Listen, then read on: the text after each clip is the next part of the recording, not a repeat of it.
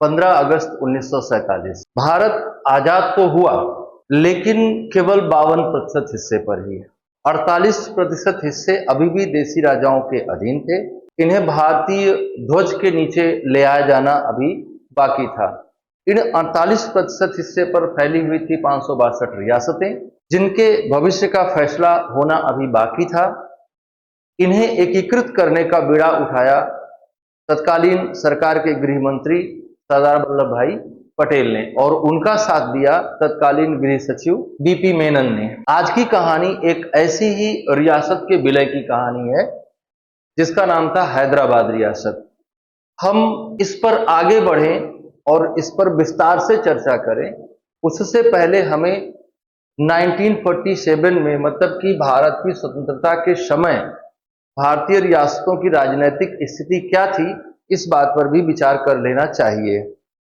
अगर हम बात करें कि 1947 से पहले भारतीय रियासतों की स्थिति क्या थी, तो ये जानने के लिए हमें इतिहास में जाना होगा, और जाना होगा 1857 में।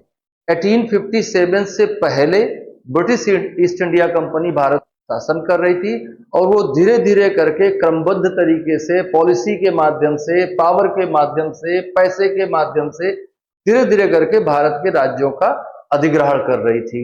लेकिन 1857 में एक रिवोल्ट होता है जिसमें भारत के अपदस्थ राजाओं का एक बहुत महत्वपूर्ण भूमिका रहती है, और ब्रिटिश हुकूमत को यह समझ में आती है, बात समझ में आती है कि अब हमें भारत में अपने साम्राज्य विस्तार की प्रक्रिया को रोक देना चाहिए, और हमें एक शॉक एब्जॉर्बर बनाना चाहिए, बीच में एक सॉकर खड़ा करना चाहिए between the public and between the British power. तो इस बात को ध्यान में रखते हुए 1957 के बाद से ईस्ट इंडिया कंपनी का 1958 का भारत शासन अधिनियम आया। ईस्ट इंडिया कंपनी के हाथों से शासन ले लिया ब्रिटिश क्राउन ने, और ब्रिटिश क्राउन ने शासन हाथ में लेने के बाद एक नियम बनाया जिसे थियरी ऑफ ब्रिटिश पैरामाउंटेसी कहा जाता है, या प्रिंसिपल ऑफ ब्रिटिश पैरामाउंटेसी कहा जाता है, ब्रिटिश सर्वोच्चता का सिद्धांत कहा जाता है। और भारतीय रियासतों को ये ऑफर किया गया कि अगर आप अपने विदेश, रक्षा और संचार मामले ब्रिटिश सरकार को सौंप देते हैं तो आंतरिक मामलों में ब्रिटिश सरकार आपके कोई भी हस्तक्षेप नहीं करेगी। तो ये व्यवस्था निर्मित की गई 1857 में, और सभी रियासतों ने भारत की अपने विदेश, रक्षा और संचार के मामले ब्रिटिश हुकूमत को सौंप दिया, और आंतरिक मामले में बहुत स्वतंत्रता एंजॉय करने लगे। ये स्थिति बनी रही 1947 तक। तो 1857 से 1947 के बीच में अगर हम देखें कि भारत में किस तरह के राज्य थे, तो 3 तरह के राज्य आपको दिखाई देंगे। एक को कहा जाता था ब्रिटिश इंडिया प्रोविंसेस, जो कि 52% हिस्से पर थे, जिन पर सीधे कंट्रोल था ब्रिटिश हुकूमत का। दूसरे होते थे कमिश्नरी प्रोविंसेस, ये भी ब्रिटिश कंट्रोल में रहते थे लेकिन इनके पास अपनी लेजिस्लेटिव नहीं होती थी, आज के यूनियन टेरिटरीज की तरह होते थे ये। और तीसरा हिस्सा था जिसे नेटिव स्टेट्स कहा जाता था, प्रिंसिली स्टेट्स कहा जाता था। तो प्रिंसिली स्टेट्स राजाओं के अधीन थे। जब 1947 में भारतीय स्वाधीनता अधिनियम पारित किया गया, तो ये कहा गया कि जो ब्रिटिश रियासतें अभी तक ब्रिटिश सरकार के अधीन थी, उन्हें अब उनकी 1857 की स्थिति पर वापस बहाल किया जाता है। मतलब कि ईस्ट इंडिया कंपनी जहां तक साम्राज्य बनाई थी, उसी साम्राज्य को ब्रिटिश क्राउन ने रूल किया, और जब ब्रिटिश क्राउन ने अपना शासन समाप्त किया तो उसी स्थिति में भारतीय राजाओं को फिर से छोड़ दिया, और ये कहा कि भारतीय राजाओं के पास 3 विकल्प हैं। पहला विकल्प है वो भारत में शामिल हो जाएं, वो भारत में शामिल हो जाएं, या वो पाकिस्तान में शामिल हो जाएं, या अपनी स्वतंत्र स्थिति को बनाए रखें। जो छोटी रियासतें थी उनके पास स्वतंत्र रहने का बहुत ज्यादा विकल्प था नहीं, और वो अपनी भौगोलिक स्थिति को देखते हुए उन्होंने धीरे धीरे करके अपना विलय कर लिया। और ये भी आप कह सकते हैं कि लौह पुरुष सरदार वल्लभ भाई पटेल और उनके सहयोगी बीपी मेनन ने एकीकरण का जो बीड़ा उठाया, और जो उसमें पॉलिसी बनाई रियासतों के एकीकरण के लिए, उसमें लालच, डर और इंस्ट्रूमेंट ऑफ एक्सेशन, ये कुछ स्ट्रेटजीज थी जिनका पालन करके लगभग सभी रियासतों को शामिल कर दिया गया। हम बात करें अगर कि लालच की, तो प्रिवी पर्स दिया गया राजाओं को, आजीवन पेंशन दी जाएगी, आंतरिक मामलों में स्वतंत्रता दी जाएगी, ये सब लालच देके राजाओं को अपनी ओर मिलाया। डर दिखाया कि अगर आप भारत संघ में शामिल नहीं होंगे, जनता विद्रोह करेगी आपके खिलाफ, जैसे आप देखेंगे आगे की जूनागढ़ का हुआ।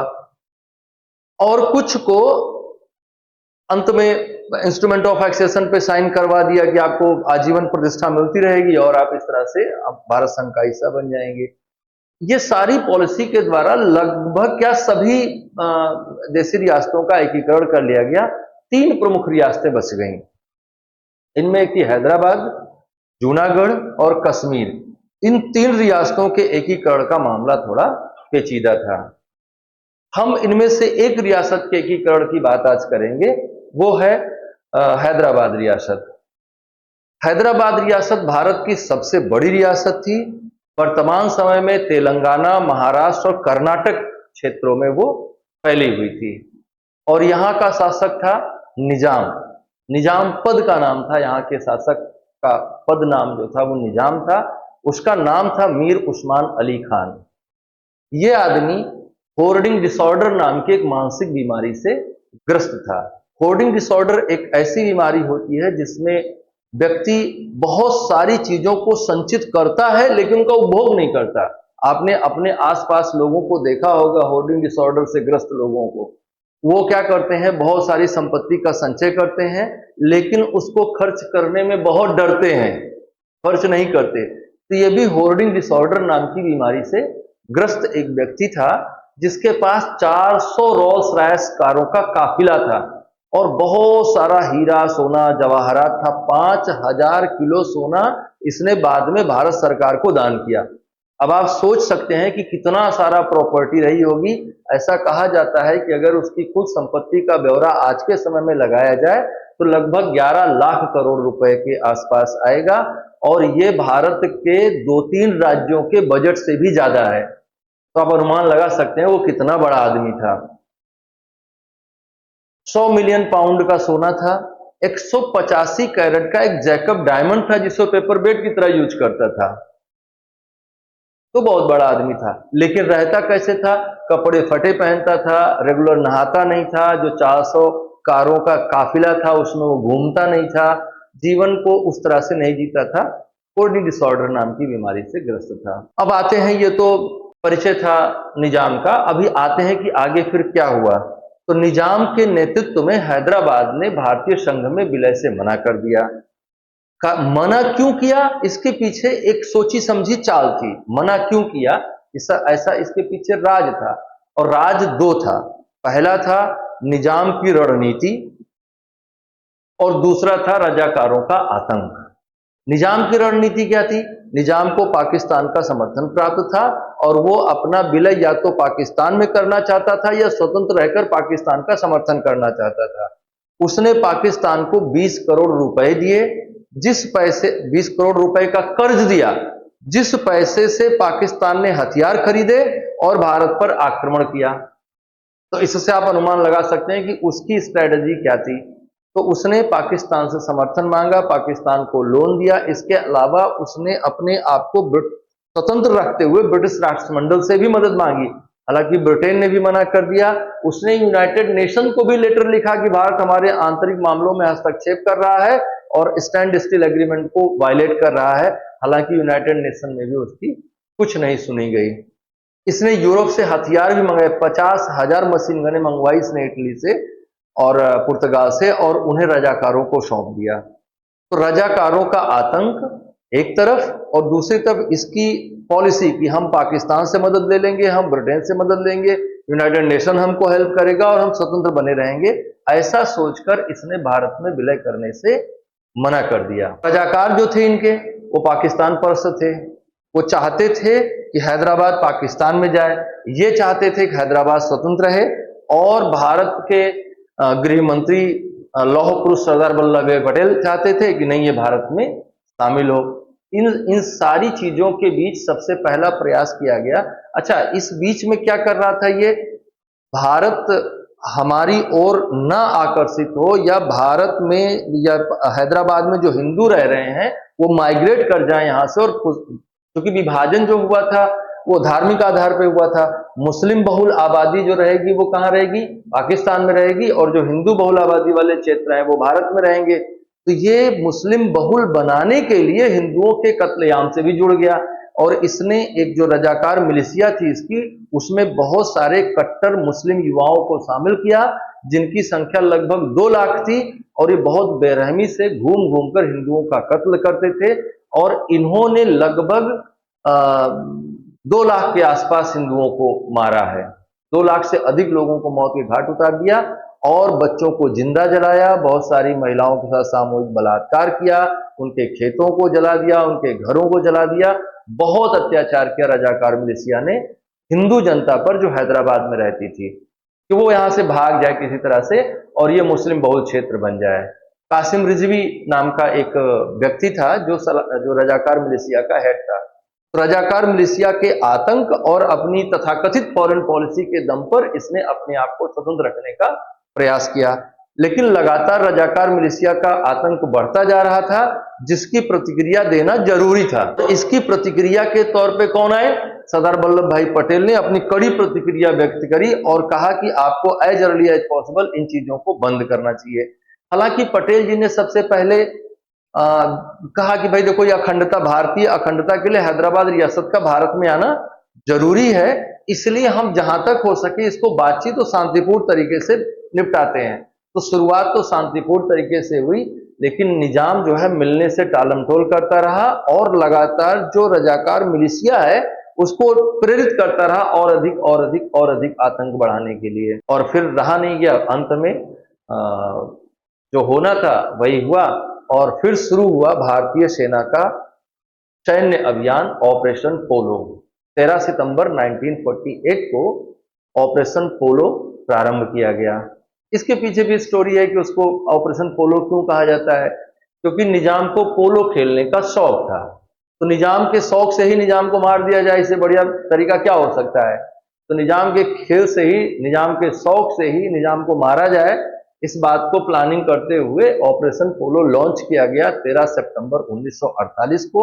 और पहले ही दिन 13 सितंबर 1948 को ही 50 कमांडरों ने जाबाजी दिखाते हुए पूरे हैदराबाद रियासत की टेलीफोन लाइनों को ध्वस्त कर दिया और एक मनोवैज्ञानिक युद्ध छेड़ दिया, जिसमें उन्होंने इस बात का प्रचार किया कि भारत सरकार 1 लाख सेना लेकर हैदराबाद पर आक्रमण कर रही है, जबकि सैनिकों की संख्या वास्तव में मात्र 35,000 थी। और ये समाचार सुनते ही रजाकार मिलिशिया का होश फाख्ता हो गए और वो भाग खड़े हुए। 50% रजाकार मिलिशिया दुम दबा के भाग निकली, और भाग के गए कहां, ये भाग के गए पाकिस्तान। बाद में इनको नौकरियां भी दी पाकिस्तानी सेना में। खैर,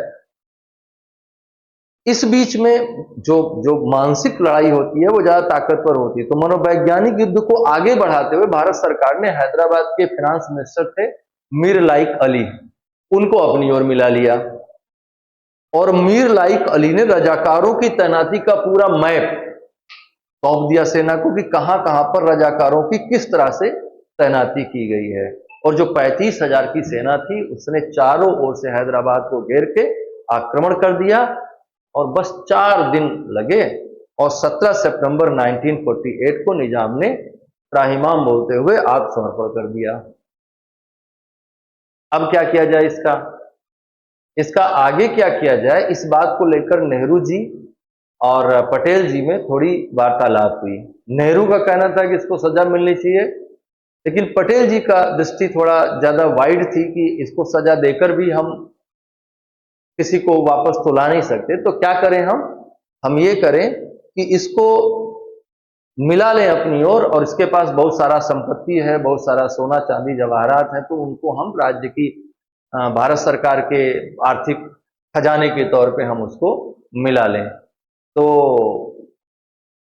फिर निर्णय लिया गया कि इसको इसी के घर में नजरबंद कर देते हैं। तो निजाम ने वैसे तो भागने का भी प्रयास किया था, निजाम ने 17 सितंबर के सुबह 6 बजे उसने हवाई जहाज तैयार कर लिया था, और हवाई जहाज रेडी था भागने के लिए, पाकिस्तान निकलने के लिए। ये जा ही रहा था कि रास्ते में बम मार के उसको रोक दिया गया, बम वर्षा करके उसको रोक दिया गया, और अंततः उसको गिरफ्तार करके उसके घर लाया गया। उसी के घर में ही उसको हाउस अरेस्ट कर दिया गया निजाम को, और फिर 1950 तक वो अपने उसी महल में कैद रहा, जेल की तरह से उसको कैद रखा गया। हालांकि उसको 25 लाख वार्षिक की पेंशन दी गई, जो वर्तमान समय में 50 करोड़ रुपए मूल्य के बराबर होगी, लेकिन उसके साथ एक शर्त भी रखी गई कि आपको भारतीय ध्वज को सलामी करते रहना है। फिर आया 26 जनवरी 1950, संविधान लागू हुआ और संविधान लागू होने के बाद निजाम को राज्य प्रमुख घोषित किया गया। यहाँ पे मैं आपको एक बात बता देना चाहता हूँ कि सामान्यतया लोगों के दिमाग में ऐसी बात बैठी हुई है कि राज्य प्रमुख जिनको बनाया जाता था वो राज्यपाल की समकक्ष पोस्ट होती थी। ऐसा बिल्कुल नहीं है। राज्य प्रमुख एक नाम मात्र की पोस्ट होती थी, एक सम्मान का पद होता था, केवल औपचारिक पद था। वास्तविक शक्तियां मुख्यमंत्री के हाथ में रहती थी। फिर आगे हुआ ये कि 1 नवंबर 1956 को राज्य पुनर्गठन अधिनियम लागू किया गया और हैदराबाद को आंध्र प्रदेश, कर्नाटक और महाराष्ट्र में बांट दिया गया और इसी के बाद से निजाम का पद भी समाप्त कर दिया गया। अब बात करते हैं कि रजाकारों का क्या हुआ। जो रजाकार थे उनका क्या हुआ। तो रजाकार मिलिशिया का प्रमुख था कासिम रिजवी। वो तो भैया भाग निकला क्या, हमको ये बात है कि उसको भगवा दिया गया। तत्कालीन सरकार ने उसको भगाने में सहायता करी, हालांकि उसको होनी चाहिए थी फांसी। बहुत अत्याचार और क्रूरता पूर्ण व्यवहार किया था उसने हिंदू जनसंख्या के साथ जो हैदराबाद रियासत में रहती थी, और इस अत्याचार और क्रूरता पूर्ण कृत्य से संबंधित जितने भी दस्तावेज थे उसको निजाम ने नष्ट किया और उसको नष्ट करने में निजाम के साथ साथ भारत सरकार का भी सहयोग रहा। और आपको जानकर हैरानी होगी कि 2024 में तेलंगाना सरकार ने रजाकारों को मुक्ति सेनानी घोषित करने का प्रयास किया, विरोध होने पर उस बात को वापस लिया। खैर, तो जो रजाकार पकड़े गए, बाकी जो रजाकार पकड़े गए कासिम रिजवी के अलावा, उनमें से अधिकांश को फांसी देगी, कुछ पाकिस्तान भागने में सफल रहे। जो पाकिस्तान भागने में सफल रहे उनको पाकिस्तानी सेना ने अपने यहाँ नौकरी दे दी।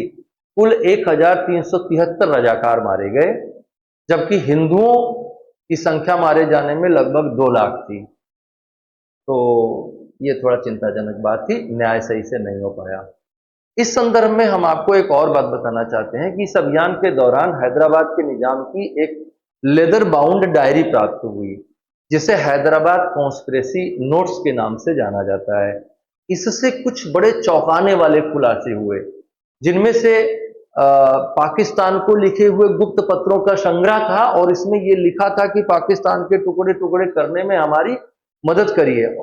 इसी डायरी से भी पता चलता है कि इसने हथियार खरीदने के लिए 2 मिलियन का बजट दिया था और यूरोप के इटली से 50,000 मशीन गनें मंगाई गई थी और पाकिस्तान को 20 करोड़ रुपए का कर्ज दिया गया था। और इस डायरी के अंतिम पेज पर एक बहुत चौंकाने वाली बात लिखी गई है, जिसमें यह कहा गया है कि अगर मैं जीत गया तो ठीक है, लेकिन अगर मैं हार गया तो भारत को जलाकर राख कर दो।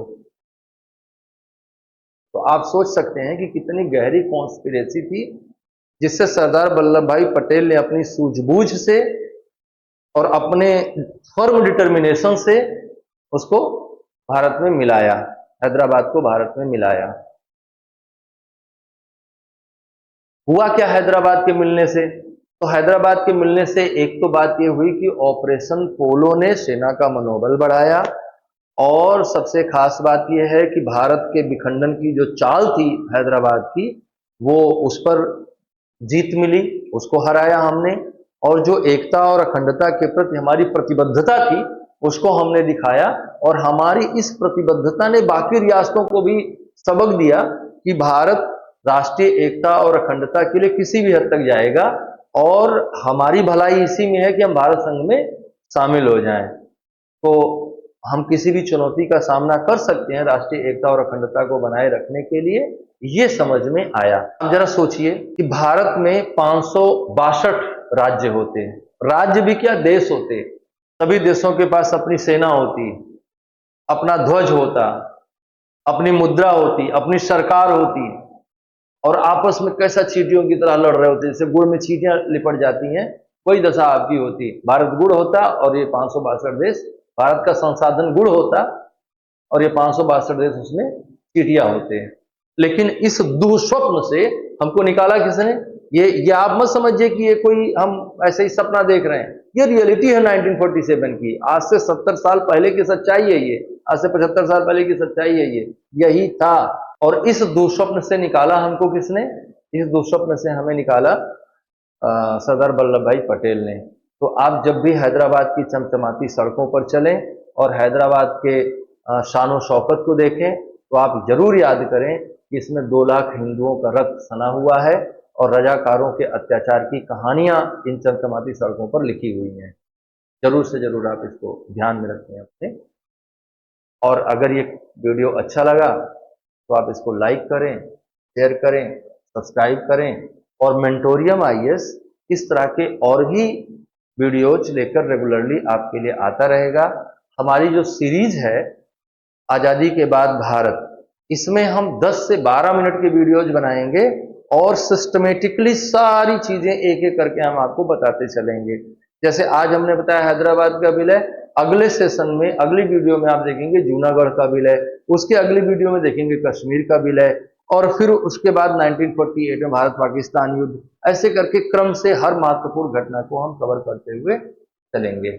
इसको शेयर करें, लाइक करें, सब्सक्राइब करें। नमस्कार।